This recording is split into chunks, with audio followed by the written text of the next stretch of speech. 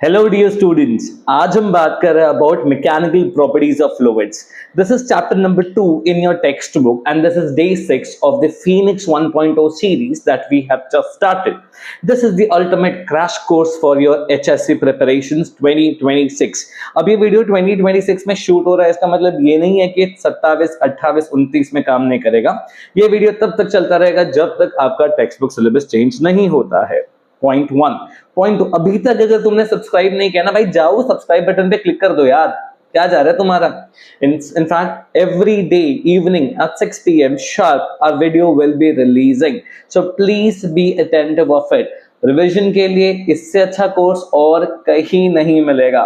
With that said, let's not waste any more time and let's start with our chapter. ठीक है? Yes, अपना chapter. अरे भाई ये लाइन क्या है, हटाओ इसको भाई, आगे बढ़ते हैं अपन अगले वाले स्लाइड पे। यस, हम शुरू कर रहे हैं आज फ्लूइड्स के साथ। किससे शुरू कर रहे हैं? मेरे साथ बोलो। घर वालों को लगेगा तुम पागल हो चुके हो जो फोन देख के बात कर रहे हो, बट दैट इज फाइन, तुम पागल हो, ठीक है। हम डिस्कस कर रहे हैं फ्लूइड्स। क्या डिस्कस कर रहे हैं बच्चे आज हम लोग? फ्लूइड्स। देखो, चैप्टर की शुरुआत में ना तुम्हें पेज नंबर, कौन सा पेज है ये भाई, पेज नंबर 26 पे फ्लूइड्स के बारे में डिस्कशन मिलेगा। इसमें दो चीजें हैं। सबसे पहला एक शब्द मिलेगा, something called as ideal fluid. भाई ये आइडियल फ्लूइड चीज क्या है?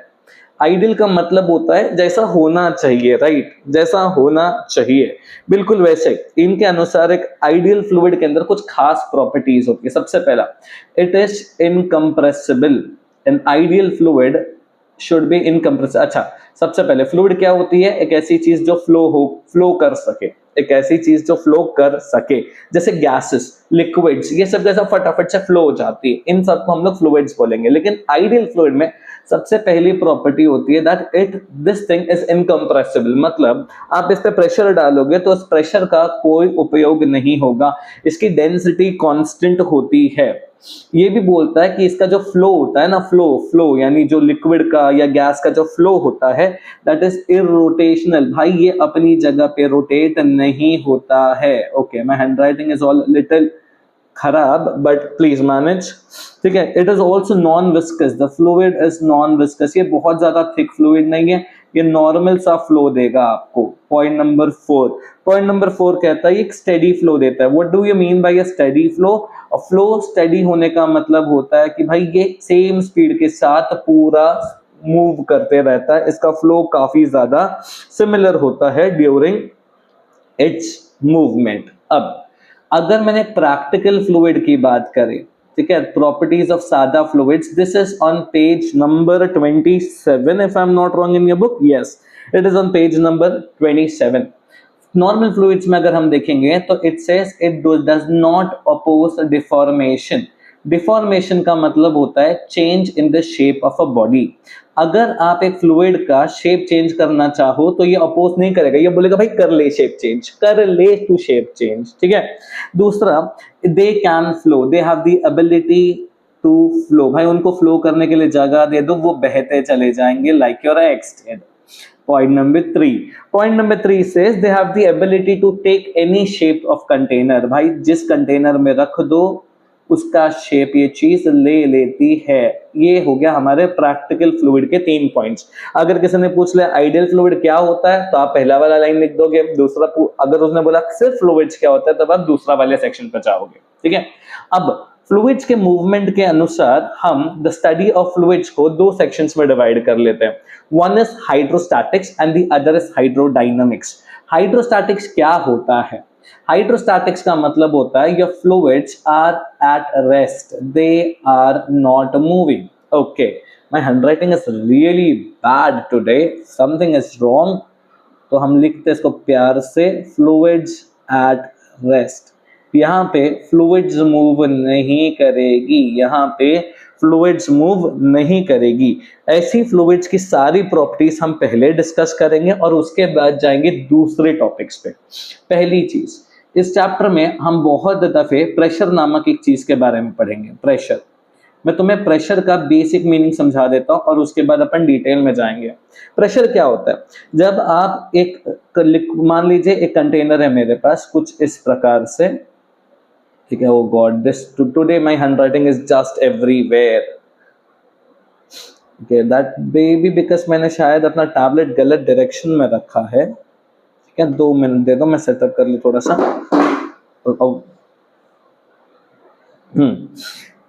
ठीक है, अब मान लीजिए ये आपका फ्लूइड है। क्या है बच्चे? फ्लूइड। और आप इस पे एक एक्सटर्नल फोर्स लगा रहे हो। This external force is perpendicular to the surface. When the external force is normal to the surface we say pressure is acting. Pressure का जो स्टैंडर्ड फॉर्मूला है that is normal force acting per unit area. जो external force हमने लगाया ना normal वाला, that divided by area. अगर कोई इसका यूनिट पूछ ले तो भाई सीधा सीधा चिपका देना न्यूटन पर मीटर स्क्वायर, और ऐसा यूनिट में उसका पास्कल भी आता है। बट क्या यही यूनिट्स है प्रेशर के? द आंसर इज नहीं। प्रेशर के बहुत सारे दूसरे यूनिट्स है। जैसे एक होता है 1 atmosphere which is 1.013 into 10⁵ pascals, पहला यूनिट ऑफ प्रेशर। इसके अलावा एक और यूनिट होता है जिसको हम लोग कहते हैं बार। बार का मतलब होता है 10⁵ पास्कल्स। अब ये जो 1 एटमॉस्फेयर है ना, इसको लिखने के बहुत सारे तरीके होते हैं, क्योंकि प्रेशर बैरोमीटर नाम के एक डिवाइस से मेजर किया जाता है। बैरोमीटर में होता है समथिंग कॉल्ड एज मर्क्यूरी। तो मर्क्यूरी में ये 760 मिलीमीटर्स ऑफ मर्क्यूरी तक का राइज देता है। कैसा राइज देता है ये सब हम डिस्कस करेंगे in the later in the second part in just the next slide in fact. But अभी के लिए सिर्फ नोट डाउन करते चलो। 76 centimeters of mercury, or we can also call it 0.7676 meters of mercury।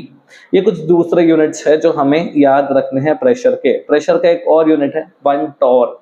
Tor जो होता है ना बच्चे, that is 1 millimetres of mercury के बरोबर। तो यूनिट हमारा सेटल हुआ। लोग पूछेंगे भाई डायमेंशन बता दो। तो अगर कोई तुमसे डायमेंशन पूछे तो मैं बोलता भाई सबसे पहले आप एक काम करो, फोर्स का डायमेंशन लिख दो और उसको डिवाइड कर दो मीटर स्क्वायर के डायमेंशन के साथ, और आपका आंसर आ जाएगा m1n-1 t⁻²। This is the dimension for pressure. Please understand this. ठीक है, एक बार आपने बेसिक प्रेशर सीख लिया तो प्रेशर निकालते हैं in a liquid column. Point number 2।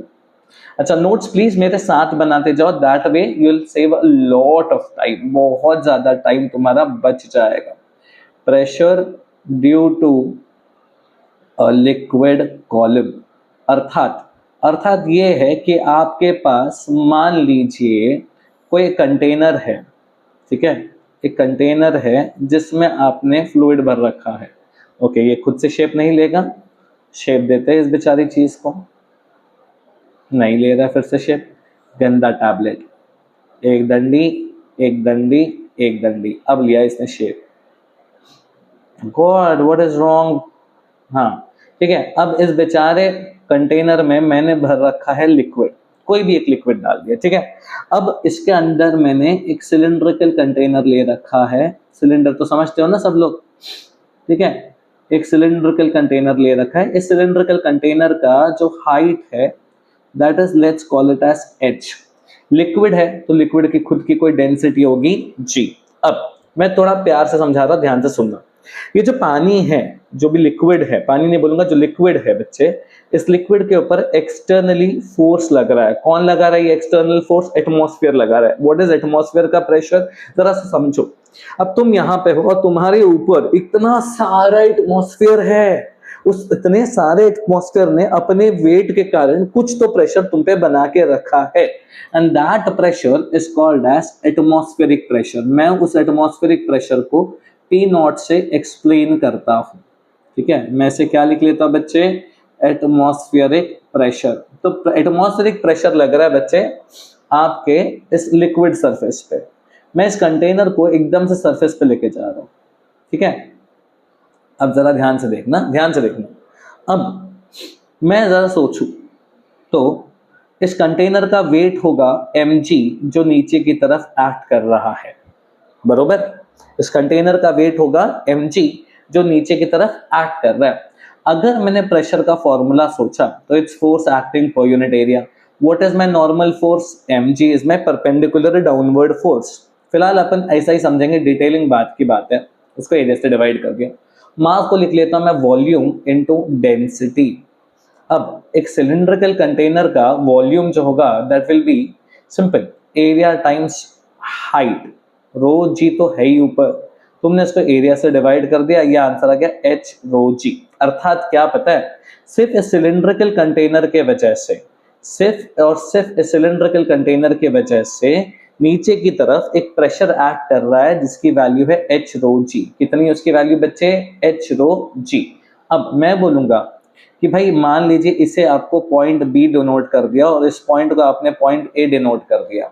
B पे एक तो एटमॉस्फेयर प्रेशर लगा रहा था और एक है सिलेंडर, ठीक है, तो ये पी बी बन गया मेरा P nought plus h rho ji.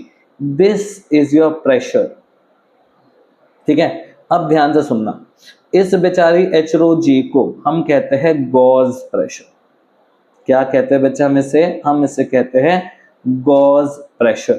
P not नाम की इस चीज को हमने पहले ही ऊपर लिख दिया है एटमॉस्फेरिक प्रेशर, और ये पी बी जो मैंने लिखा है ना बच्चे, इससे मैं बोलूंगा एब्सोल्यूट प्रेशर। अब दिमाग में एक सवाल आएगा, सर अगर मान लो मैंने इस कंटेनर के ऊपर एक ढक्कन लगा दिया, तो भाई जैसे तुमने एक ढक्कन लगा दिया, तुम्हारा सारा एटमॉस्फेयर का प्रेशर उस ढक्कन पे लग रहा है, पानी पे नहीं लग रहा, क्योंकि लिक्विड पे कोई भी एक्सटर्नल प्रेशर नहीं लग रहा। इसी कारण से वो पी नॉट का फैक्टर हट जाएगा। उसके बाद जब आप पी बी निकालोगे तो that will only be h rho g. यानी क्या है, ये फॉर्मूला आपका वैलिड है सिर्फ और सिर्फ जब आपका एक ओपन कंटेनर होता है तब।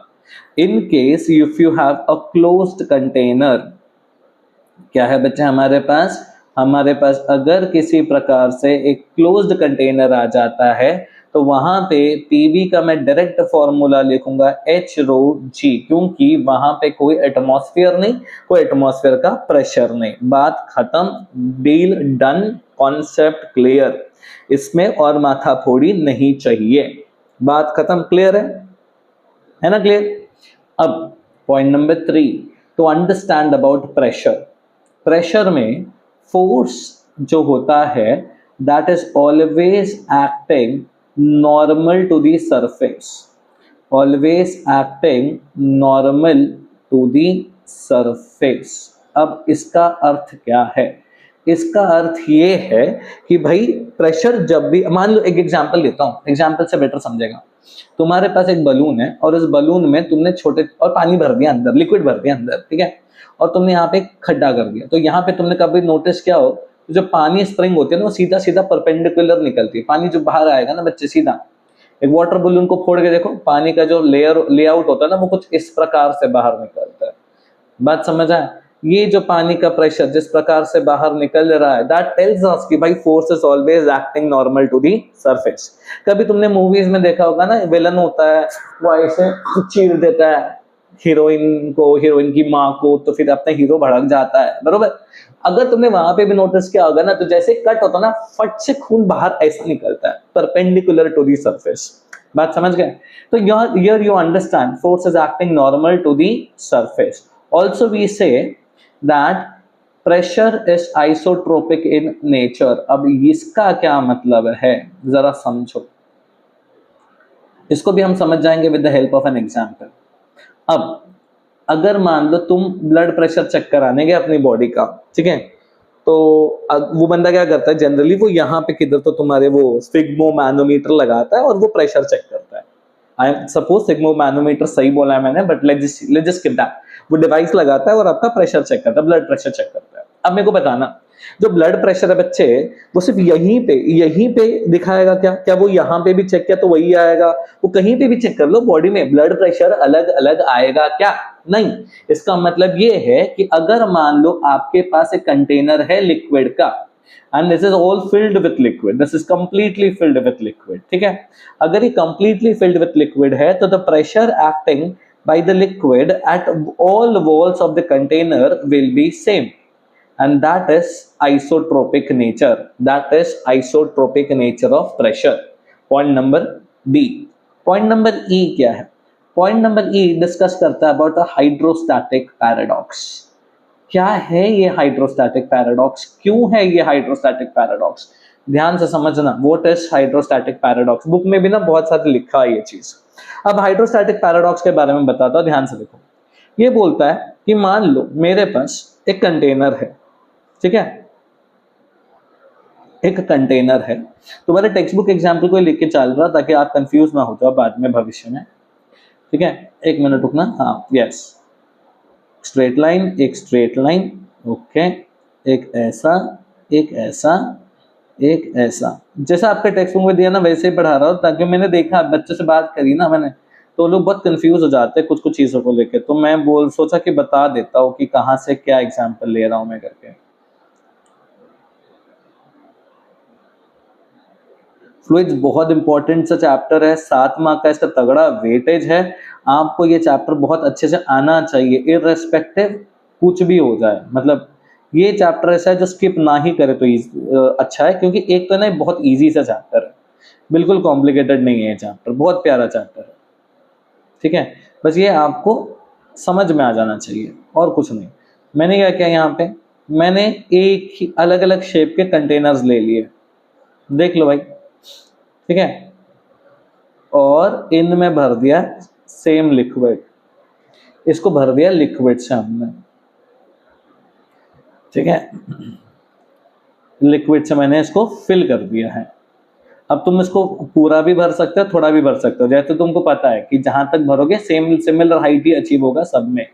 मैंने बस एग्जाम्पल के लिए इसको फिल कर दिया, ठीक है, अब भर दिया मैंने क्या बोला कि एक काम करते हैं अपन ना, एक हाइट पे, एक हाइट पे, एक हाइट पे, एक हाइट पे 4 पॉइंट ले लेते हैं, ए बी सी डी। अगर चारों पॉइंट्स में जो लिक्विड है वो सेम है, in that case hydrostatic paradox says that PA will be same as PB, will be same as PD, and will be same as PD, which confirms that liquid at a horizontal level will have same pressure. Liquid at a horizontal level will have same pressure at all points। यही है आपका hydrostatic paradox. बस बहुत सारे बच्चे confuse होते हैं, sir paradox क्या, हाइड्रोस्टैटिक पैराडॉक्स क्या, यही है आपका हाइड्रोस्टैटिक पैराडॉक्स, और कुछ भी जानने की जरूरत नहीं है, बस इतना याद रखो, पेपर में ऐसा ही लिख के आता ना, थोड़ा बहुत मसाला डालना पड़ेगा ऑब्वियसली, क्योंकि मुझे लगता है कि उनका ईगो सेटिस्फाई नहीं होता है, तो उन लोगों को चाहिए कि आप बहुत सारा आंसर थ्योरी लिख के आओ, तो अगर आप थोड़ा इतना थ्योरी लिख दोगे तो भी बस हुआ, कोई दिक्कत नहीं, थोड़ा और मिर्च मसाला ऐड कर देना, ठीक है। अब पॉइंट नंबर 7 इन हाइड्रोस्टैटिक्स, पॉइंट नंबर 7 नहीं 6 होगा ना, ये ई हुआ था, अब एफ पे आ रही है, F S Pascal's law, very important, exam में आप इसे एक्सपेक्ट कर सकते हो। अब कल को आके मत बोलना सर आपने बोला था बट आया नहीं पेपर में, ऐसा कैसा चलेगा, ठीक है, समझ लो बस। We are discussing Pascal's law. भाई what is Pascal's law? Pascal's law basically means कि मान लो मेरे पास एक कंटेनर है, ठीक है, मेरे पास एक कंटेनर है, उसमें मैंने एक ओपनिंग ऐसी रखी, एक ओपनिंग बड़ी सी रखी, एक छोटी ओपनिंग रखी और एक और छोटी ओपनिंग रख दी, ठीक है। ये ओपनिंग का मैं एरिया लिख लेता हूँ एज ए, ये ओपनिंग का मैं एरिया लिख लेता हूँ एज 3a। इस ओपनिंग को इतने पे ही रखते हैं अपन और इसे नाम दे देते हैं, नाम देने के लिए कुछ बचा ही नहीं, रुक जा, इस ओपनिंग का नाम दे देते हैं हम बच्चे इसे, will call it as 2a and this one is a very tiny opening and we'll name it as a/2। alright, अब मैं यहाँ पे बहुत प्यारा सा एक काम करने वाला हूँ, ध्यान से देख लो। मैंने इस पूरी चीज को फ्लूइड से भर दिया, तुम ग्रीन ग्रीन देख रहे हो ना, वो है जहर, जहर जहर जहर, तुम कातिल, तुम्हारा जहर भी कातिल, ठीक है, ठीक कैसे लाइन्स बोल रहा हूँ, ठीक है। अब अकॉर्डिंग टू पास्कल्स लॉ आप किसी भी पॉइंट पे कहीं पे भी in an enclosed fluid, in an enclosed fluid it says कि प्रेशर गोस अनडिमिनिश्ड, प्रेशर रिमेन्स कांस्टेंट, अर्थात ये कि जब तक आप इसका फ्लूइड लीक नहीं करते हो तब तक जो पॉइंट इससे जो प्रेशर बनता है, सेम अमाउंट ऑफ प्रेशर बच्चे आपका यहाँ पे भी आएगा, सेम अमाउंट ऑफ प्रेशर बच्चे आपका यहाँ पे भी आएगा, और very same amount of pressure बालक तुम्हारा यहाँ पे भी आने वाला है। पास्कल्स लॉ के अनुसार P1, P2, P3, P4 is same. अब तुम बोलेगे सर ऐसा कैसा, सबका एरिया भैया अलग अलग है बट आपको प्रेशर सेम चाहिए तो कैसा करेंगे हम? तो मैंने बोला थोड़ा सा सब्र करो और देखो मूवी का सेकेंड हाफ। भाई देखो, अब P1 वाले केस में जो एरिया था वो 3A था, P2 वाले केस में जो एरिया है दैट इज A, P3 वाले केस में जो एरिया है that is A/2 and P4 वाले केस में जो एरिया है दैट इज 2A। तब मैजिकली समहाउ ये अपने फोर्सेस को कुछ इस प्रकार एसोसिएट करेगा कि जो प्रेशर, जो एरिया है ना उसके हिसाब से प्रेशर बन जाएगा। खत्म कहानी। ये बोलेगा जिस प्रकार से तुम्हारा एरिया घूम रहा है बच्चे उसी प्रकार से तुम्हारा प्रेशर भी घूमेगा। That is Pascal's law. खत्म, दैट इज इट। अब पास्कल्स लॉ के हमारे पास दो एप्लीकेशंस है। पहला वाला है हमारा एक हाइड्रोलिक लिफ्ट और दूसरा वाला जो है बच्चे that is a hydraulic brake. Brake समझते हो ना, ब्रेक्स, बस वही दो है। ये दो एप्लीकेशंस है पास्कल्स लॉ के जो हमें पढ़ने है। शुरू करते हैं दोनों एप्लीकेशंस। आज एकदम फुल सन मेरे मुंह पे आ रहा है बिकॉज मैंने जनरली टेबल इधर रखता था, आज मैंने विंडो पे रखा है। फुल सूर्यदेव मुझ पे प्रसन्न है आज, ठीक है, पूरा चमक रहा होगा मैं आज शायद। पिछला वीडियो के टाइम पे मैं भूल ही गया, लाइट ही नहीं ऑन किया था मैंने। वैसे आज भी लाइट नहीं ऑन किया, but the sun is so much vigilant on me कि मुझे लगता नहीं कि लाइट की आवश्यकता है। पहला example is hydraulic lift. What is my first example बच्चे? My first example here is hydraulic lift. अब what is a hydraulic lift? ध्यान से सोचेंगे हम सर प्यार से। hydraulic lift के बारे में वैसे ये आपके पेज नंबर 31 पे लिखा गया। आज मैं थोड़ा रेफरेंसेस दे रहा हूँ टेक्स्ट बुक से ताकि आप लोग पढ़ते समय अच्छा एक इजी रेफरेंस लेके पढ़ सको कि भाई किधर क्या लिखा है आपको पता रहे, ठीक है। हाइड्रोलिक लिफ्ट बेसिकली क्या है, जैसे तुमने देखा होगा ना वो जो कार सिस्टम्स होते हैं जहां पे स्टैक पार्किंग होती है, ठीक है, एक के ऊपर एक गाड़ी ऐसे पार्क होती है ना, वहां पे एक बटन होता है, उस बटन पे क्लिक करेंगे वो कार तुम्हारी ऊपर जाती है। हो क्या रहा है यहाँ पे, बेसिकली ये जहां पे आप बटन दबा रहे हो वैसे ही समझो। अभी फिलहाल मैं ज्यादा डिटेलिंग में नहीं जाऊंगा, उतना ही पढ़ाऊंगा जितना आपके एग्जाम के लिए नेसेसरी है, ठीक है। अब वहां पे ना एक छोटा सा एरिया होता है जहां पे आपका बटन कनेक्टेड होता है और फिर वो से एक पाइप के थ्रू कनेक्ट होता है to a very big area, very very big area. और इस पाइप के अंदर लिक्विड इनक्लोज्ड होता है, कोई लीकेजेस नहीं, कुछ कटिंग नहीं, बिल्कुल नहीं। यहाँ पे एक फ्लूइड होगा जो इसके अंदर ऐसा होगा, ठीक है। रूल ने क्या कहा, हमारे पास्कल्स लॉ ने क्या बोला, जब तक फ्लूइड चेंज नहीं होता, जब तक फ्लूइड लीक नहीं होता, तब तक pressure at every point will be same. तब तक बच्चे आपका प्रेशर जो रहेगा वो सेम रहेगा। मतलब क्या, पॉइंट ए का प्रेशर और पॉइंट बी का प्रेशर विल बी सेम। ये हमारे पास्कल्स लॉ ने बोल दिया था। अब पॉइंट ए पे हम एक छोटा सा बटन दबा रहे, अर्थात हम एक थोड़ा सा फोर्स लगा रहे F1 और मान लीजिए उसका एरिया जो है दैट इज A1।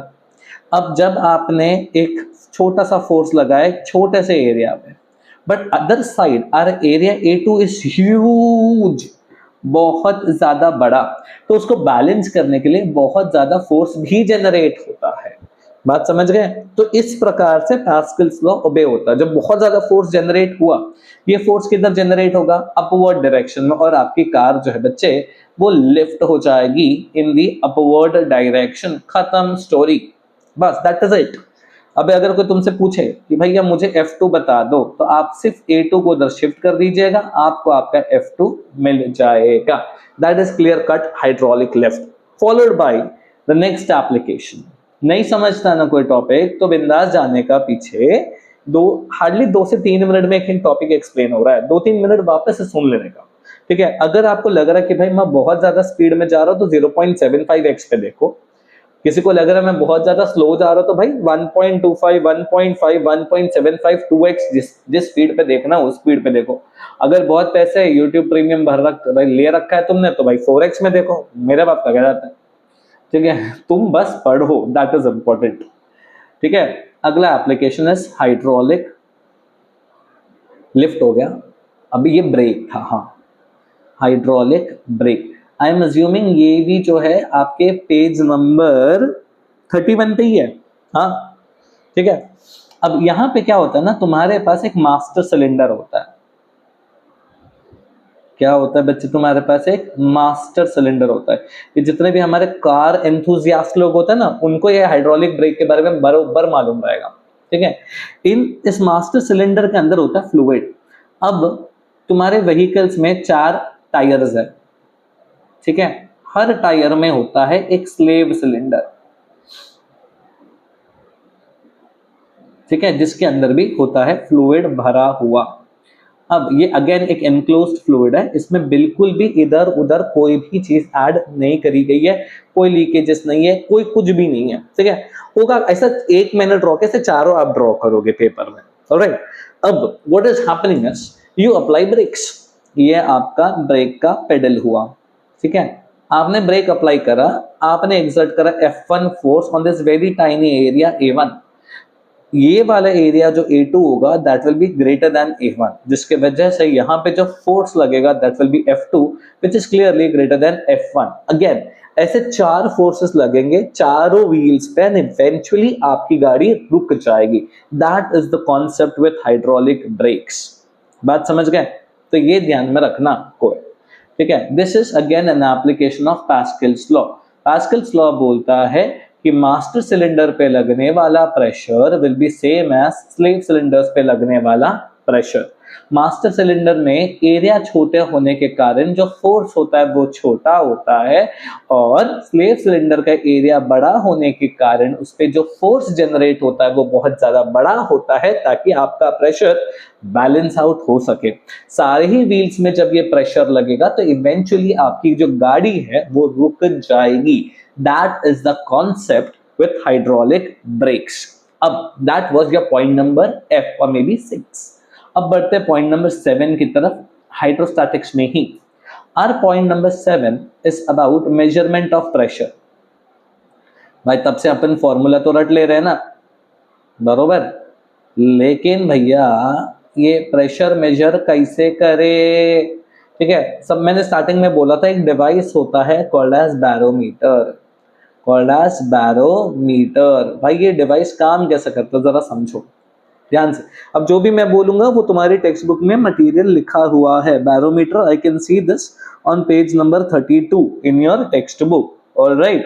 देखो अब ये बेसिकली टॉर्सली कुछ तो बंदे का नाम है, पहले स्पेल आउट कर देता हूँ, टॉरिसेली LLI, हाँ टॉर्सली जो भी है व्हाटएवर, ठीक है। ये भाई साहब जो है इन्होंने बनाया था ये बैरोमीटर। इनके लिए उन्होंने क्या लिया, एक टब ले लिया फिर से, ठीक है। मेरे फिलहाल देखो टाइम नहीं तो मैं फटाफट से बना रहा हूँ सब कुछ।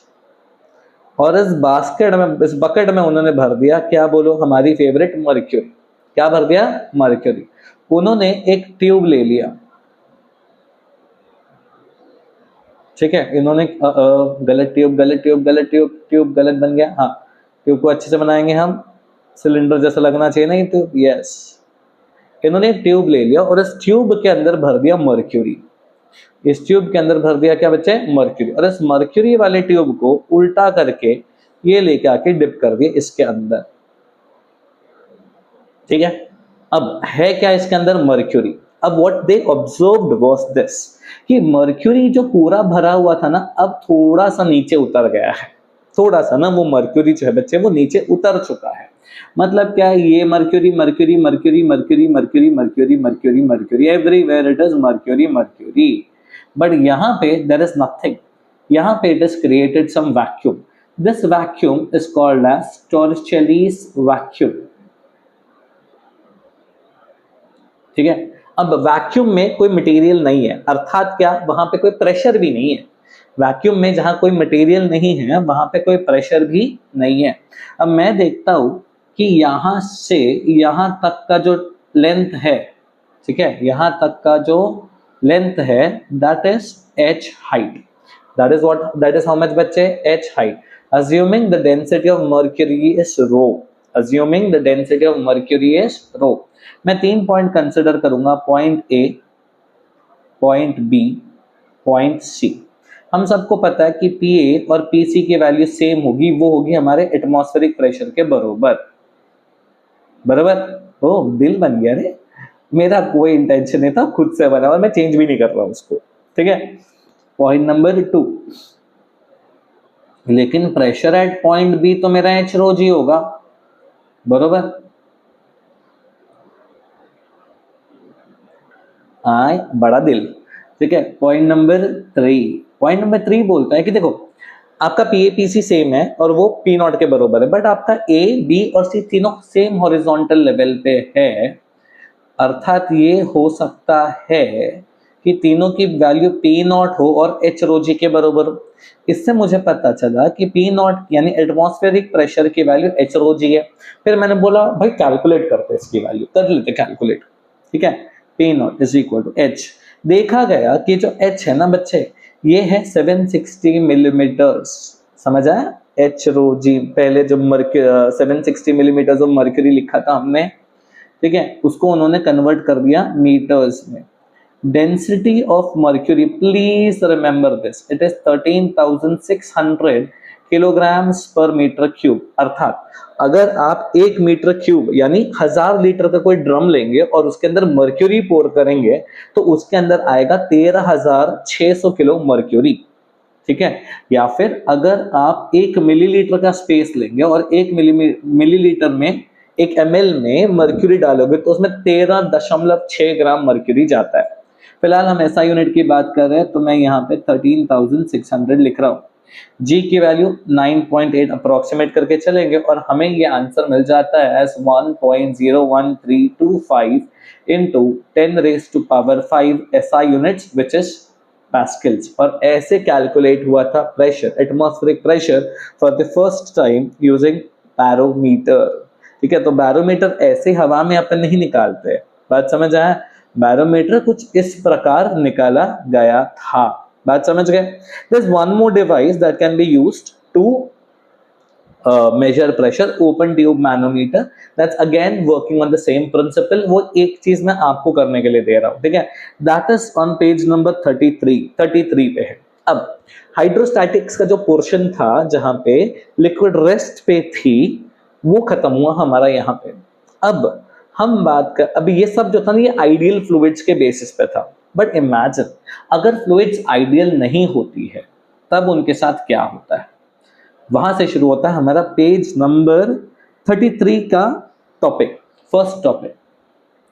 अब पेज 33 पे जाएंगे और वहां से कनेक्ट हो जाएंगे हम with our next topic called as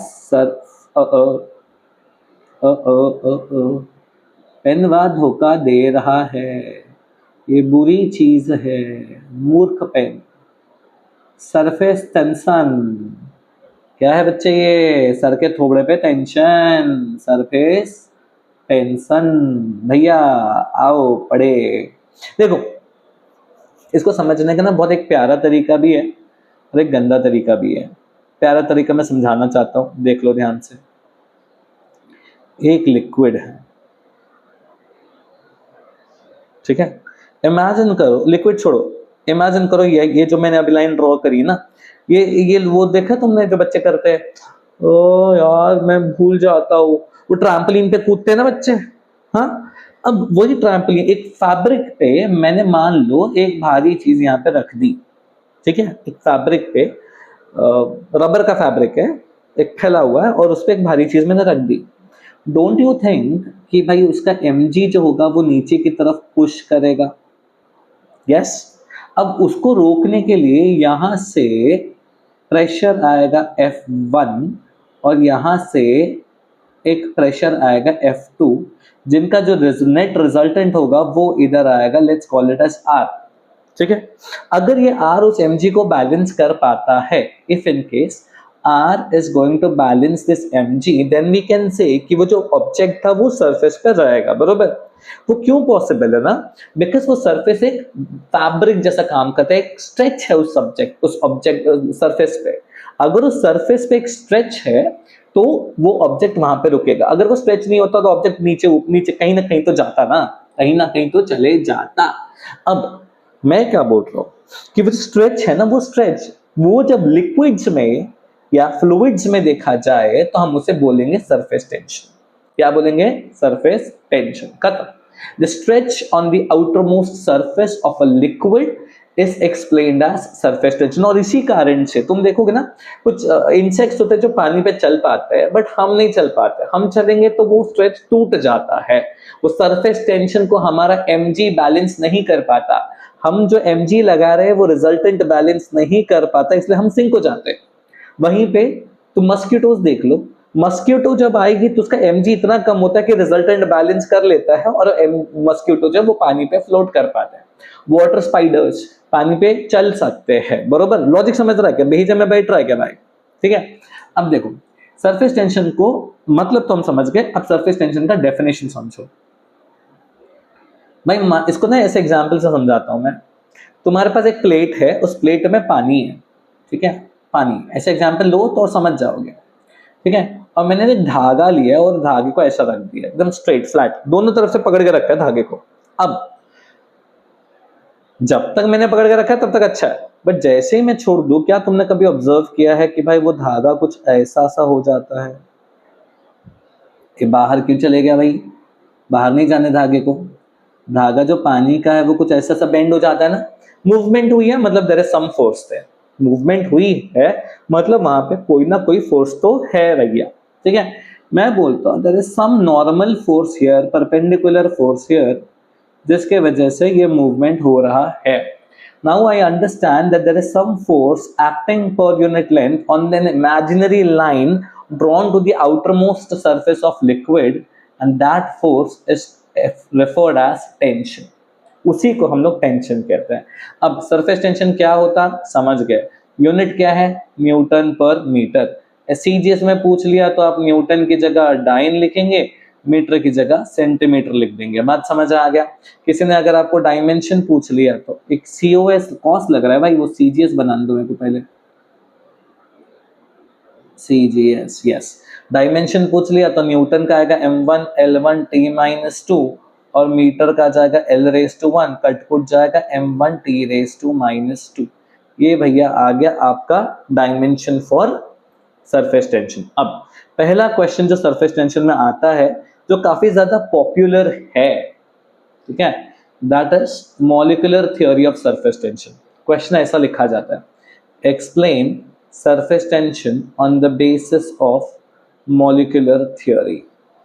अब इसके लिए दो चीजों का ना तुम्हें पता होना चाहिए, दो चार चीजों का डेफिनेशन। आंसर अगर ये क्वेश्चन दिख जाए तो मैं जो देखो, तो तुम्हें कुछ चीजों का मतलब पता होना चाहिए, वो आंसर में नहीं लिखना बट मतलब पता होना चाहिए। भाई दिल आज बन रहा यार, मैंने अगर किसी और को दिल देगा ना मेरी खैर नहीं रहेगी, मौत है मौत। ए cohesive force.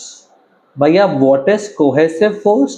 Force acting between two molecules of the same substance. जैसे अगर मान लो मेरे पास दो वाटर मॉलिक्यूल्स है तो दोनों के बीच में जो भी अट्रैक्टिव फोर्स होगा दैट इज कोहेसिव फोर्स। लेकिन अगर ये वाटर मॉलिक्यूल में किसी और ऑब्जेक्ट से लगा और ऑब्जेक्ट की तरफ अट्रैक्ट होता है जो कि वाटर नहीं है, तो उनके बीच का force is adhesive force. Then comes range. What is range? Range का मतलब होता है भाई वो देखो हर मॉलिक्यूल के पास ना एक स्पेसिफिक डिस्टेंस होता है जहां तक उसका अट्रैक्टिव फोर्स काम करता है। उस हॉरिजॉन्टल या वर्टिकल वन डायमेंशनल डिस्टेंस को हम लोग रेंज कहेंगे। अब रेंज जो होता है बच्चे वो हर दिशा में एक्ट होता है, ऐसा नहीं कि सिर्फ आगे या पीछे, वो हर दिशा में एक्ट होता है रेंज। बात समझा? अब वैसे अगर मैंने उसको स्फीयर जैसे स्ट्रक्चर में इमेजिन कर लिया, ठीक है, तो एक 3 डायमेंशनल स्पेस बन जाएगा जिसे मैं कहूंगा स्फीयर ऑफ इन्फ्लुएंस। और स्फीयर ऑफ इन्फ्लुएंस के बाद एक और टॉपिक होता है called as free surface of liquid. What is free surface of liquid? Free surface of liquid is the outermost surface of liquid जिसका thickness एक range के बरोबर हो. तो तुम definition ऐसा लिखोगे free surface का, the outermost surface of liquid whose thickness is equal to the range of molecular attraction. खत्म. ठीक है. अब एक्सप्लेन करते हैं हम लोग सरफेस टेंशन को on the basis of molecular theory, जिसके लिए हमें अगेन एक कंटेनर लेना पड़ेगा. जो कंटेनर वाकड़ा तेकड़ा सा क्यों बन रहा है यार? I don't like this. What is this? Puja.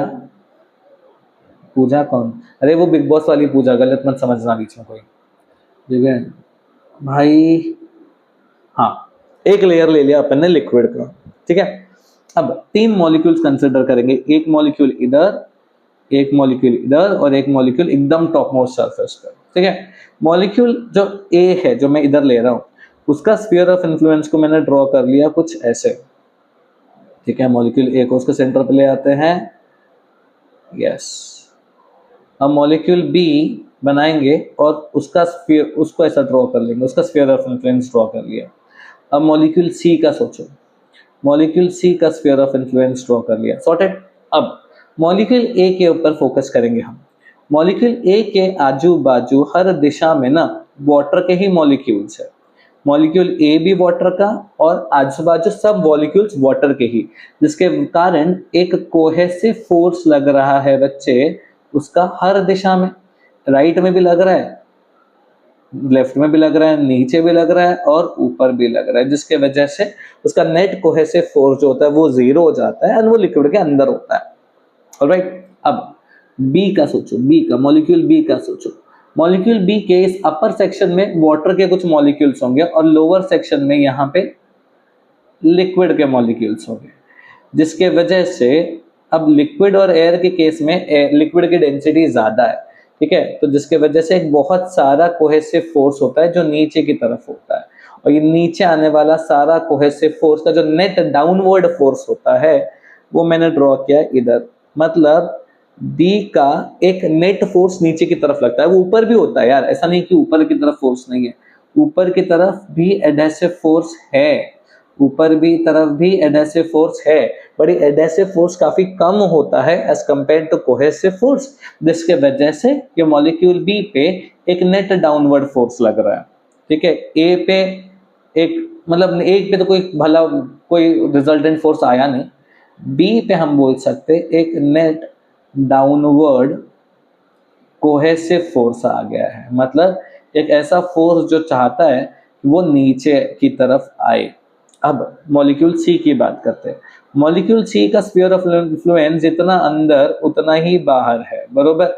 But तुम सोचोगे तो नीचे वाले हिस्से में ज्यादा मॉलिक्यूल्स होंगे एज कंपेयर टू ऊपर वाला हिस्सा, जिसके वजह से इसके भी केस में कोहेसिव फोर्स भी नीचे ही आएगा. अब तुम सोच पा रहे हो कि भाई सरफेस पे मैंने जितने भी मॉलिक्यूल्स लिए सबका सब कोहेसिव फोर्स लगा रहा है और नीचे आने की कोशिश कर रहा है, बरोबर. अब ऐसा तो नहीं ना कि प्रेशर नीचे लगा रहा है तो नीचे आ जाएगा, नहीं, आ नहीं पाएगा, जगह ही नहीं तो आएगा कहां से.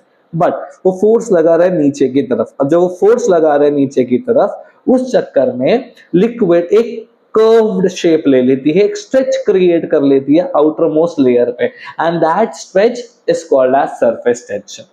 That stretch is called as surface tension. This is explained on your page number 34 and 35 of the textbook. ठीक है. अब ये समझ आया आपको, यही आपको लिखना है. ठीक है. अगला सवाल, अगला सवाल होता है सरफेस एनर्जी का. There is a question, find relation between surface tension and surface energy. अब सरफेस टेंशन है तो वर्क भी होगा, और जहां वर्क होगा वहां पे तो एनर्जी का निवास होगा ही ना. एनर्जी आएंगी ही जहां पे काम करोगे, कर्म करोगे, तभी तो फल मिलेगा. लक्ष्मी कैसे आएंगी तुम्हारे पास जब तक तुम कर्म नहीं करोगे, और लक्ष्मी कब आएगी? जब तुम्हारे पास ज्ञान होगा. बात समझ आया? तो अब भाई सरफेस टेंशन और सरफेस एनर्जी के बीच का एक रिलेशनशिप देखते हैं. हम ना एक ऐसा यू शेप्ड का ना एक पतला सा वायर ले लेते हैं. ठीक है. एक पतला सा वायर ले लेते हैं. आओ.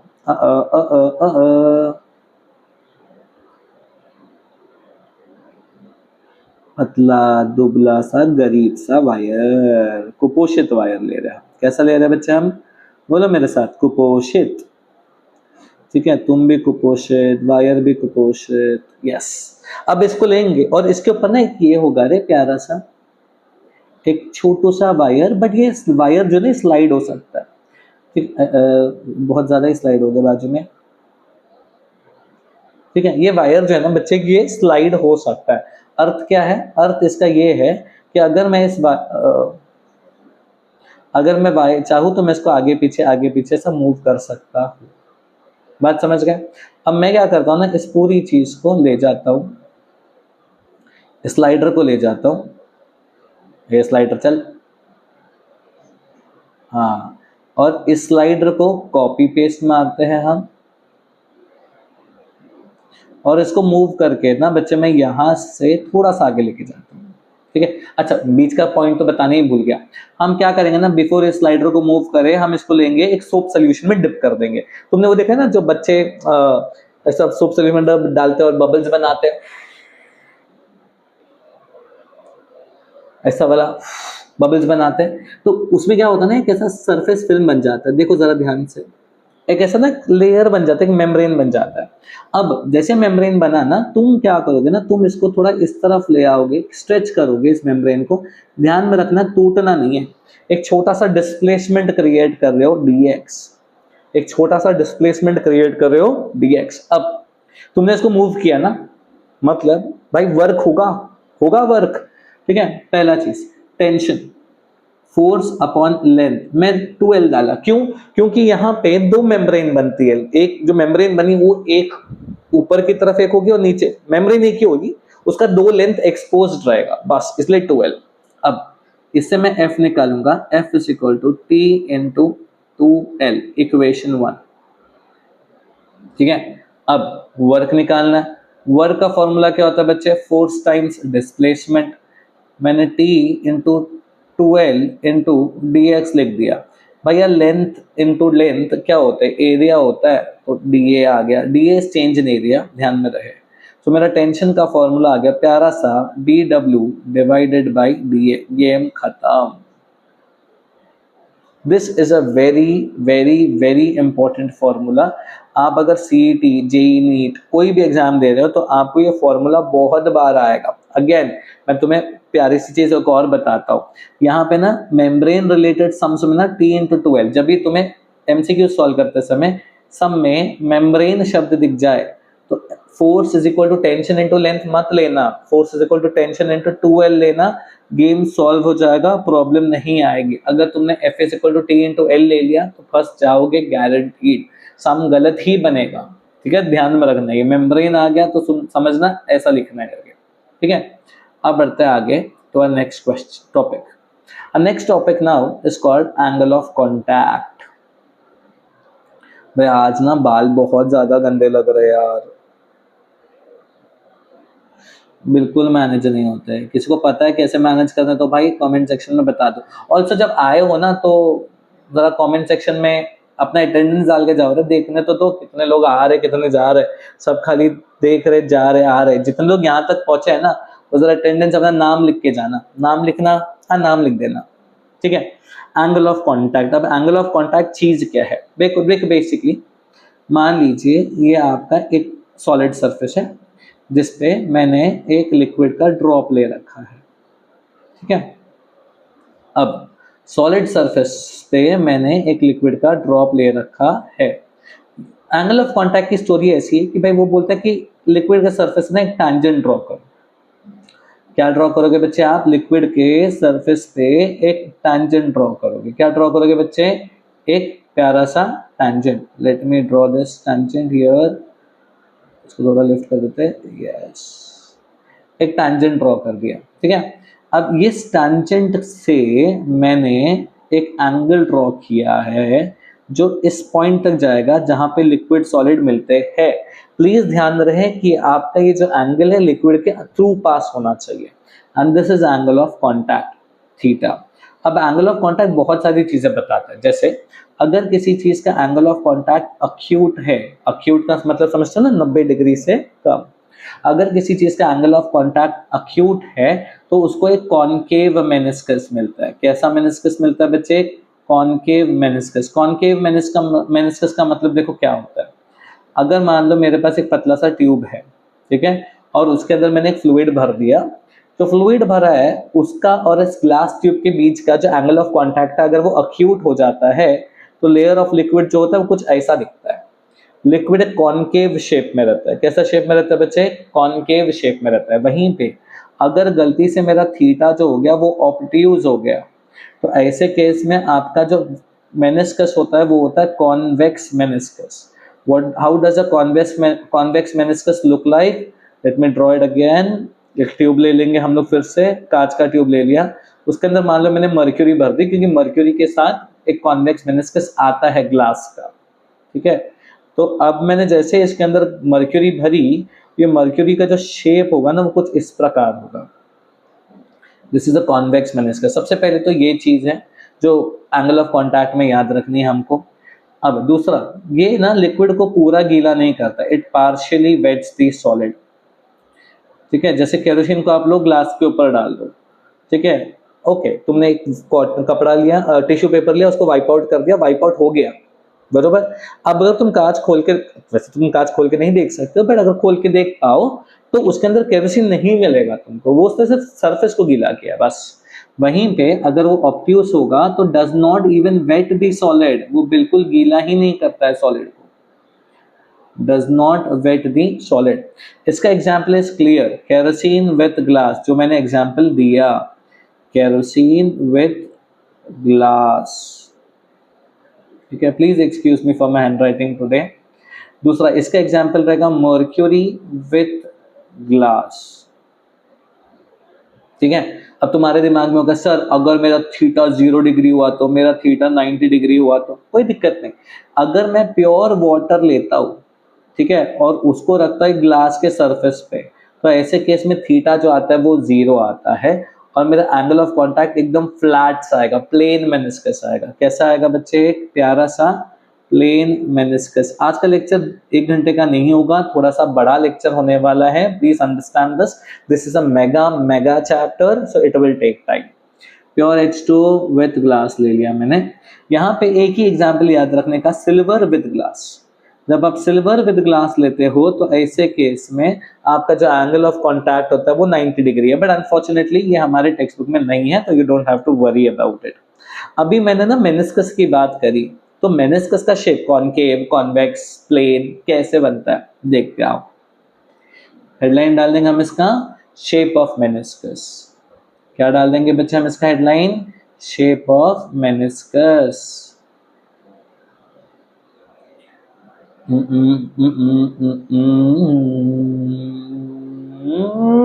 हाँ, how do you draw the shape of meniscus? You draw as per the resultant of the forces। अर्थात एग्जाम्पल से समझाता हूं, तुमने मर्क्यूरी ली और उसको लगा दिया ग्लास के साथ, मर्क्यूरी विथ ग्लास, ठीक है। अब मर्क्यूरी को जैसे हम लेते हैं और उसको ग्लास के साथ रख देते, यार बॉक्स ही बनाता हूँ, मेरे से नहीं हो रहा है इतना सारा बनाना। हाँ, मर्क्यूरी लिया ग्लास के साथ और मैंने उसमें से एक मर्क्यूरी का मॉलिक्यूल लिया, एक, मैं जूम करके दिखा रहा हूँ मॉलिक्यूल को, इतना बड़ा नहीं होता है मर्क्यूरी का मॉलिक्यूल। अब मर्क्यूरी की भाषा समझो, मर्क्यूरी का ना ग्लास के प्रति बहुत कम प्रेम होता है, तो एडेसिव फोर्स है बट बहुत छोटा है, लेकिन उसका दूसरे मर्क्यूरी मॉलिक्यूल्स की तरफ जो प्रेम होता है वो बहुत ज्यादा होता है, यानी कोहेसिव फोर्स बहुत ज्यादा है। अब जब दो को टर्मिनल वेक्टर्स होते हैं और मुझे उनका रिजल्टेंट निकालना पड़ता है, तो हमने पढ़ा था 11वीं कक्षा में अबाउट पैरेललोग्राम लॉ, जिसने ये बोला था कि आप इनका ऐसा पैरेललोग्राम ड्रॉ करोगे और आपको ऐसा एक रिजल्टेंट मिल जाएगा। इस रिजल्टेंट से 90 डिग्री पे आएगा तुम्हारा mercury with a convex meniscus. Resultant पे 90 डिग्री पे आता है तुम्हारा मेनिस्कस, ये ध्यान में रखना, ठीक है। ये हो गया मर्क्यूरी विद ग्लास। अब मैं ले लेता हूं kerosene with glass, kerosene with glass. क्या है इसकी कहानी? अगेन एक डब्बे में केरोसिन ले लेंगे, उसमें से एक मॉलिक्यूल ले लेंगे। अब इसका एडेसिव फोर्स है, यस थोड़ा सा है, इसका कोहेसिव फोर्स भी बहुत ज़्यादा नहीं है। अब को टर्मिनल वेक्टर्स है तो भैया बनाओ पैरेललोग्राम लो। बना दो पैरेललोग्राम लो। हाँ, अब ये आ गया मेरा रिजल्टेंट।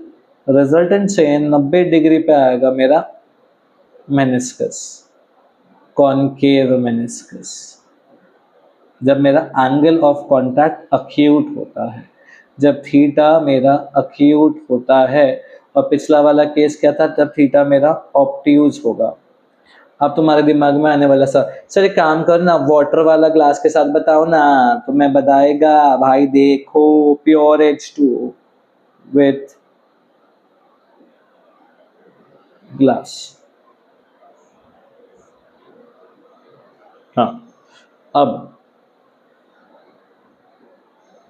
एक मॉलिक्यूल, ठीक है, इसका कोहेसिव फोर्स कुछ खास होता नहीं है, जो भी होता है इसका एडेसिव फोर्स होता है। और इनफैक्ट यही मेरा रिजल्टेंट भी हो गया। अब यही रिजल्टेंट हो गया तो इससे परपेंडिकुलर होता है मेरा मेनिस्कस, तो परपेंडिकुलर आया मेरा मेनिस्कस, जिसके वजह से एक फ्लैट सा लेयर हमें देखने को मिलता है, ठीक है। Therefore, a plane meniscus is observed in this case. तो ऐसा हम लोग बनाते हैं अबाउट शेप ऑफ मेनिस्कस। ये कब हुआ, जब मेरा थीटा है 0, जब मेरा थीटा है 0। अब हो गया ये शेप ऑफ मेनिस्कस। अब बात करते हैं शेप ऑफ लिक्विड ड्रॉप का। किसका बात करते हैं बच्चे, shape of liquid drop. Shape of liquid drop के बारे में डिस्कस करते हैं, ठीक है। अब मान लीजिए मेरे पास एक सॉलिड सरफेस है, इस एक सॉलिड सरफेस पे मैंने लिक्विड का एक ड्रॉप ले रखा। अब according to what we know, ठीक है, एक टैंजेंट ड्रॉ होगा और ये होगा मेरा एंगल ऑफ थीटा, बराबर बात। अब यहाँ पे ना कुछ फोर्सेस एक्टिव है। सबसे पहला मैं बोलूँगा कि इसका जो लिक्विड है और ये जो सॉलिड है, इनके इंटरफेस के कारण एक फोर्स क्रिएट होगा इस सरफेस टेंशन के दौरान, उसको मैंने लिख दिया T1 सॉलिड लिक्विड के कारण, ठीक है। अब दूसरा आता है T2 जो इस सॉलिड के और इस एयर के इंटरफेस के कारण जन्म होगा। T2 इस लिक्विड के और इस एयर के कारण जो जन्म होगा, दैट इज T3। मैं देख रहा हूं कि इसका FBD कुछ इस प्रकार बन रहा है, एक इधर है T1, एक इधर है T2 और एक इधर तो रैंडम है T3 जो एक एंगल बना रहा है थीटा। तो मैं सबसे पहले इस T3 को रिजॉल्व कर दूंगा as T3 sine theta and T3 cos theta. मैं देखूं along x axis T1 plus T3 cos theta is equal to T2. So T3 cos theta is equal to T2 minus T1. Cos theta is equal to T2 minus T1 upon T3. और अगर मैं theta की बात करूँ तो theta is cos inverse of T2 minus T1 upon T3. That's it, खत्म। That is your theta. अब theta के अनुसार आपका शेप ऑफ मेनिस्कस डिस्कस हो सकता है। अब टेक्स्ट बुक में अगला टॉपिक क्या है, अगला टॉपिक है बच्चे your factors affecting theta. Angle of contact को इफेक्ट करने वाले फैक्टर्स। सबसे पहला तो मैं यही बोलूंगा नेचर ऑफ सॉलिड लिक्विड। अब भाई अगर मैंने केरोसिन ग्लास के अलावा मर्क्यूरी ग्लास ले लिया तो भट से चेंज हो जाएगा ना angle of contact. Angle of contact same रहेगा क्या, नहीं रहेगा, बरोबर बात। इसके अलावा सिर्फ सॉलिड लिक्विड का नेचर नहीं, कौन सी इम्प्योरिटीज प्रेजेंट है उस पर भी डिपेंड करता है angle of contact. Angle of contact in fact temperature पे भी डिपेंड करता है कि टेम्परेचर क्या चल रहा है। बात समझ गए। These are the different factors that affect angle of contact. अब हमें समझना है कि सरफेस टेंशन पे और कौन कौन से फैक्टर्स हैं जो इफेक्ट करते हैं। फैक्टर्स इफेक्टिंग सरफेस टेंशन, सबसे पहला और सबसे इंपॉर्टेंट इज क्लियरली इम्प्योरिटीज। अब इम्प्योरिटीज में दो तीन तरीके की इम्प्योरिटी है। एक तो ऐसी इम्प्योरिटी जो सोल्यूबल है, एक है जो पार्शियली सोल्यूबल है, कुछ कुछ डिजोल्व होती है, कुछ कुछ डिजोल्व नहीं होती है, और एक होती है जो बिल्कुल ही डिजोल्व नहीं होती, insoluble impurity. When we say soluble impurity, it can be salt in water. तो जब आप सॉल्ट को वाटर में डालते हो तो आपका सरफेस टेंशन जो होता है ना, वो आपका इंक्रीज हो जाता है। आप जब एक पार्शियली सोल्यूबल लेते हो और उसको पानी में डालते हो, जैसे फॉर एग्जांपल आपने डिटर्जेंट लिया, उसको पानी में डाल दिया, तो वो आपका सरफेस टेंशन को डिक्रीज कर देता है। और आपके इनसोल्यूबल इम्प्योरिटी के केस में भी आपका सरफेस टेंशन डिक्रीज हो जाता है। एक और फैक्टर जो आपका सरफेस टेंशन को इम्पैक्ट कर सकता है, दैट इज टेम्परेचर। टेम्परेचर के केस में जब आप टेम्परेचर बढ़ाते हो तो आप देखते हो कि आपका जो सरफेस टेंशन है बच्चे, वो भी बढ़ जाता है, और जब आप टेम्परेचर घटाते हो तो आपका जो सरफेस टेंशन है वो घट जाता है। ये एक बहुत इंपॉर्टेंट सा फैक्टर है जो आपको ध्यान में रखना। एक सेकेंड, ओ मैंने मिस्टेक कर दिया, surface tension decreases, surface tension increases, ठीक है। अच्छा, कुछ केसेस होंगे जहां पे टेम्परेचर बढ़ाने से टेंशन बढ़ता होगा, but in general cases temperature बढ़ाने से टेंशन घटता ही है, इन जनरल मोस्ट केसेस, ठीक है। अब अगला सवाल जो बहुत इंपॉर्टेंट है, बहुत ज्यादा इंपॉर्टेंट है, इसके दो तरीके से सवाल पूछता है इसको। एक तरीका है इसका Laplace law, let me right it down nicely. एक है तरीका इसका कॉल्ड एज लैपलेस लॉ।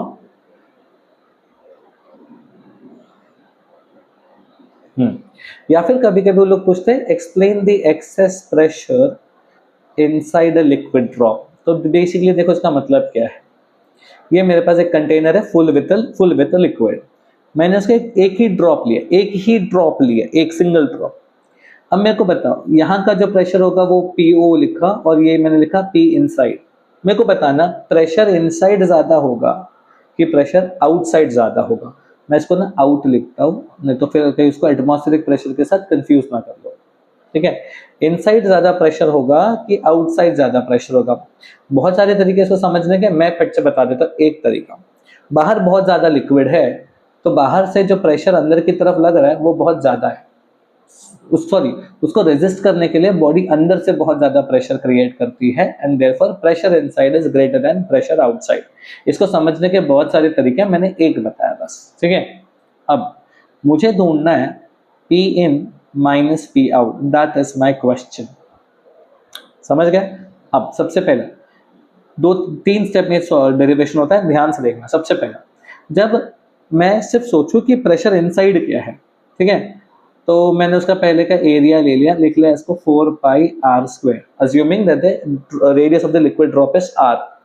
अंदर प्रेशर ज्यादा है तो धीरे धीरे शायद वो थोड़ा सा एक्सपैंड करे।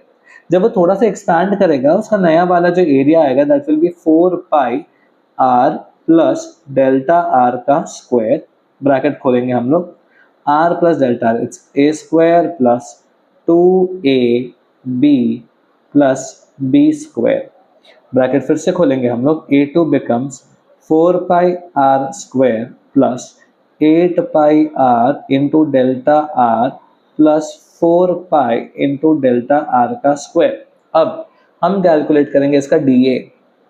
क्या कैलकुलेट करेंगे बच्चे हम इसका DA का मतलब होता है A2 माइनस A1। ध्यान से देखना भाई, इसको लेना है और इसे सब्ट्रैक्ट करना है। सब्ट्रैक्शन करते समय ये वाला इसे खा जाएगा, कट गया। अब बचा क्या, सिर्फ ये दो बच गया, जिसमें से delta r is a very small value. तो सोचो डेल्टा आर का स्क्वायर क्या होगा, और छोटा।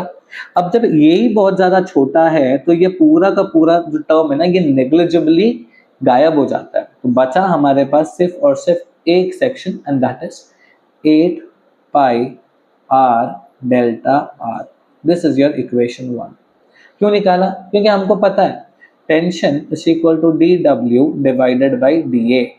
सो dW की वैल्यू हो जाएगी TDA, और इसका आंसर आ जाता है 8πr delta r into tension, surface tension. This is your equation 2. क्या है ये आज फालतू फालतू का दिल बन रहा है बार बार. हाँ बस ठीक है, ये आ गया मेरा डी डब्ल्यू. मैं इसको कलर में फ्रेम कर दूं. ठीक है, अपन ये डी है. हाँ ठीक है, चलो इक्वेशन 2 रेडी हो गया. अब हम वर्क निकालेंगे बस एक दूसरे तरीके से. वर्क का नॉर्मल वाला फॉर्मूला क्या होता है? Force into displacement. डिस्प्लेसमेंट इस केस में कितना था? आपने डी आर डिस्प्लेसमेंट किया. फोर्स होता है प्रेशर इनटू एरिया बरोबर इनटू डेल्टा. ये लो आपका इक्वेशन 3 आ गया.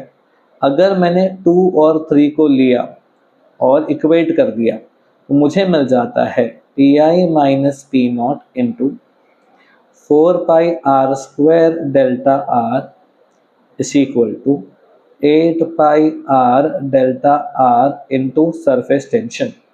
अब जैसे ये दिखा, ये डेल्टा आर और ये डेल्टा आर कट कट. ठीक है, पाई पाई कट, 4 वन जा 4 टू जा बरोबर.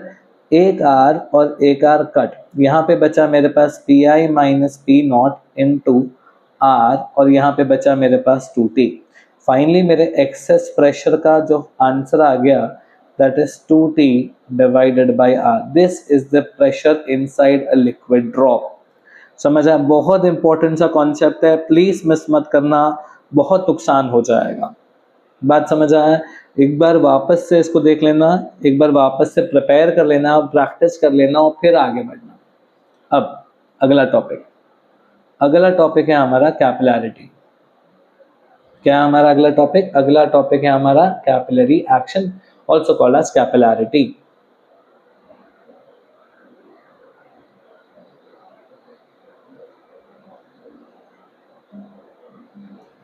also called as capillarity.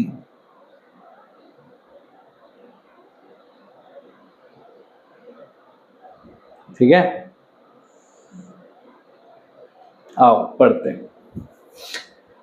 Capillary action या कैपिलैरिटी में बेसिकली हम क्या देखते हैं? कैपिलरी ट्यूब के बारे में बात करते हैं. What is a capillary tube? A capillary tube is a tube of a very small diameter.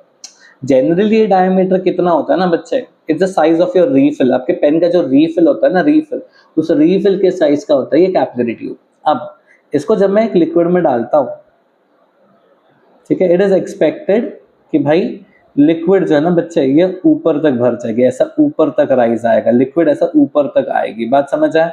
Liquid ऐसा भरेगी ऊपर की तरफ. तो मैं उसके फ्लो को हाँ, हम उसके फ्लो को कुछ ऐसा लिखते हैं. ठीक है, we say that there is a rise और sometimes a fall of liquid in a capillary tube,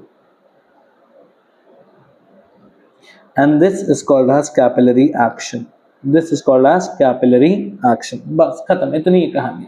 ठीक है, अब सवाल उठता है कैसा क्यों होता है? cause of capillarity.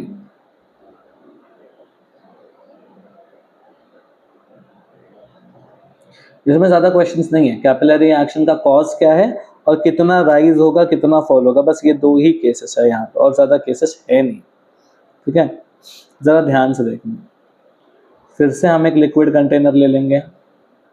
ठीक है, मैं इसको थोड़ा सा ऊपर से मिटा देता हूँ कि अपन, ठीक है, लिक्विड कंटेनर है, इसमें हमने एक छोटा सा कैपिलरी ट्यूब लिया और उसको डिप कर दिया एक लिक्विड के अंदर.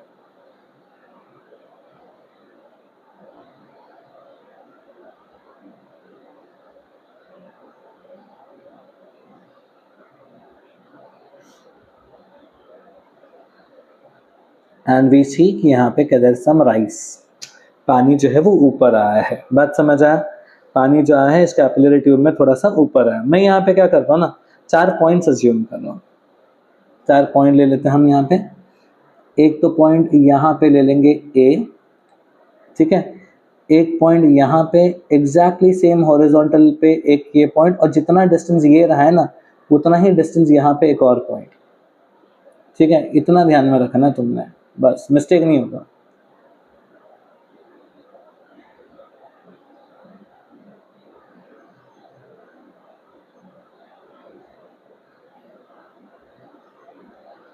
यार, ठीक है, इतना समझो बस, समझ के लो। अभी ये पॉइंट ए, इसे नाम दे देते अपन बी, इसे नाम दे देते अपन सी, और इसे नाम दे देते अपन डी। हमको जो पता है हम उसके बेसिस पे ही बात करेंगे, ज्यादा इधर उधर का बात करने की जरूरत नहीं है, ठीक है। अब मेरे को पता है कि भाई pressure at B will be same as pressure at D. ये तो सॉर्टेड है क्योंकि सेम हॉरिजॉन्टल लेवल पे, बरोबर।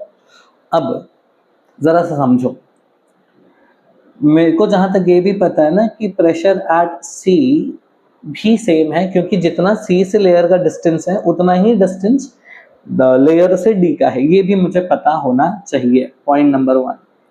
पॉइंट नंबर 2, पॉइंट नंबर 2 ये है कि बच्चे pressure at point A is less than pressure at point B. कैसे समझता है कि pressure at point A is less than pressure at point B? जरा समझते हैं इसको। यहाँ पे ध्यान से देखना, फोकस करना सिर्फ उस ट्यूब वाले एरिया में।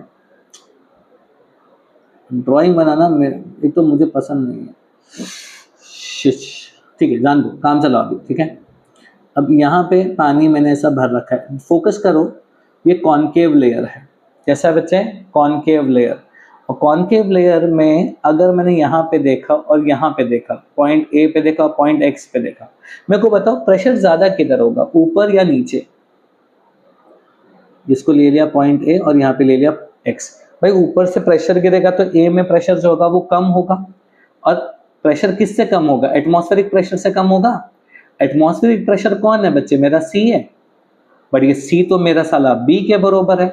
मतलब दिस हियर, यहाँ वाला बी पॉइंट जो है वो हाई प्रेशर पॉइंट है, और ए पॉइंट जो है बच्चे वो लो प्रेशर पॉइंट है। अगर बी वाला हाई प्रेशर पॉइंट है और बी ए वाला लो प्रेशर पॉइंट है, तो liquid flows from a higher pressure area to a lower pressure area causing a rise in the capillarity. खत्म, बस। अब जैसे ही मेरा ये लो प्रेशर जोन हो गया, लो हो गया, एक सेकंड, ये लिखने का तरीका गलत हो गया मेरा, ऐसा नहीं लिख सकते हम इसे ऐसा लिख सकते हैं।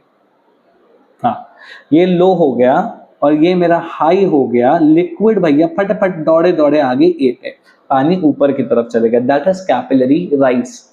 अब सवाल एक और उठता है कि बोल तो दिया कैपिलरी ट्यूब में पानी ऊपर उठ रहा है करके, बरोबर, बट कितना उठ रहा है पानी ऊपर? That is also legitimate question, तो वो भी देख लेते हैं।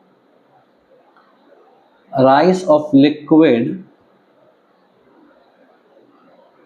in a capillary tube.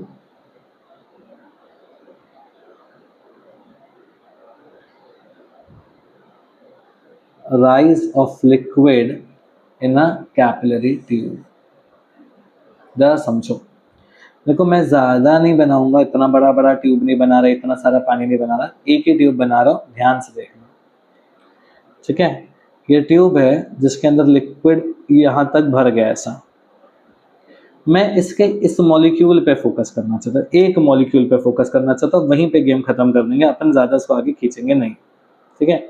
उस एक मॉलिक्यूल पे फोकस करते हैं आप। मैं देख रहा हूँ कि भाई इस एक मॉलिक्यूल का जो mg है बच्चे वो नीचे की तरफ है, ठीक है। और ऐसे असंख्य मॉलिक्यूल्स होंगे जिनका mg जो है बच्चे इधर है। तो अगर मैंने total downward force, total downward force के बारे में सोचा, तो मैं बोलता हूं कि भाई यहाँ पे जो टोटल डाउनवर्ड फोर्स है दैट इज mg। m मतलब सारे मॉलिक्यूल्स का मास। मास होता है वॉल्यूम इनटू डेंसिटी, बरोबर। और वॉल्यूम होता है मेरा area into height, that is your total downward force AH rho g। आप इसे लिख सकते हो V rho g। आप एरिया की जगह पाई आर स्क्वायर लिखोगे तो भी कोई दिक्कत नहीं है, लिख लेते चलो। अब इनफैक्ट ऐसा भी मत लिखो, ऐसा लिख लो, वी रो जी था ना, वी की जगह लिख लो पाई आर स्क्वायर एच रो जी। ये आपका टोटल डाउनवर्ड फोर्स आ गया। अब will talk about the total upward force, और इवेंचुअली हम दोनों को क्या करने वाले हैं आपको भी पता है, हम इक्विलिब्रियम एस्टैब्लिश करने के लिए इक्वेट करने वाले हैं। अब इसका मान सरफेस टेंशन बच्चे इधर है, जिसने यहाँ के साथ एक एंगल बनाया थीटा, जिसके कारण इधर जो आपका सरफेस टेंशन जनरेट हो रहा है that is T cos theta. Upward direction में एक मॉलिक्यूल का टी कॉस थीटा इधर है और दूसरे और उसी का टी साइन थीटा इधर है। वैसे अगर मैंने ये वाले मॉलिक्यूल का सोचा तो इसका भी टेंशन इधर आएगा, एंगल ऑफ कांटेक्ट इधर आया, जिसके कारण जो टी कॉस थीटा आ रहा है बच्चे वो ऊपर आ रहा है और ये टी साइन थीटा इधर आ रहा है। अब सारे T sine thetas diametrically opposite points को कैंसिल कर देंगे, जिसके वजह से सरफेस टेंशन सिर्फ एक ही बचता है, that is T cos theta, वो भी ऊपर। अच्छा से कितने मॉलिक्यूल्स का? सारे मॉलिक्यूल्स का जो पूरे सरकमफ्रेंस पे होंगे। ठीक है, अब मैंने इक्वेशंस 1 एंड 2 बना दिए। अगर इक्विलिब्रियम एस्टैब्लिश करना है तो आप इन दोनों को इक्वेट कर लेंगे as 2 pi r T cos theta is equal to pi r square h rho g. Next step क्या है? काट पुट कर दो और आपको आ जाएगा मेरा, देखो पाई कट जाएगा, आर कट जाएगा, 2t cos theta is equal to R h rho g. मैं इसको यूज करता हूँ हर जगह। अब आपको अगर t चाहिए तो 2 cos थीटा को ढकेल के उस पर भेज दो, आपको h चाहिए तो r रो जी को उधर भेज दो, आपको रो चाहिए तो r h जी को उधर भेज दो, आपको थीटा चाहिए तो 2t को उधर भेज के cos इनवर्स कर लो। भाई एंडलेस ऑप्शंस यू हैव, जितना जो करना है आप कर सकते हो। That is your rice of liquid in a capillary tube का डेरिवेशन। अब ध्यान से सुनना, हाइड्रोडायनेमिक्स पे हम आज नहीं जा रहे, as the video is already crossed 1 hour 15 minutes। ठीक है, और ज्यादा रखूंगा तो सैचुरेशन होने लगेगा। हाइड्रोडायनेमिक्स का पोर्शन हम कल करेंगे अलॉन्ग विथ न्यूमेरिकल्स, तो ये दिमाग में बिठा लो कि कल के लेक्चर में आपको हाइड्रोडायनेमिक्स में मिल जाएगा और न्यूमेरिकल्स भी मिल जाएगा। ठीक है, with that said let's take a goodbye and मिलते हैं कल जब हम करेंगे हाइड्रोडायनेमिक्स एंड इसी चैप्टर के numericals. Again please attend all these lectures, make notes through the lectures. और लेक्चर खत्म हो रहा है ना, जैसे ही लेक्चर खत्म हो रहा है रिविजन के लिए बैठ जाओ, सारे नोट्स अभी का अभी रटो और खत्म करके लो पढ़ाई करके। बात समझ गए? चलो बाल को bye, have a good day and keep blushing. Have a good day. That's it.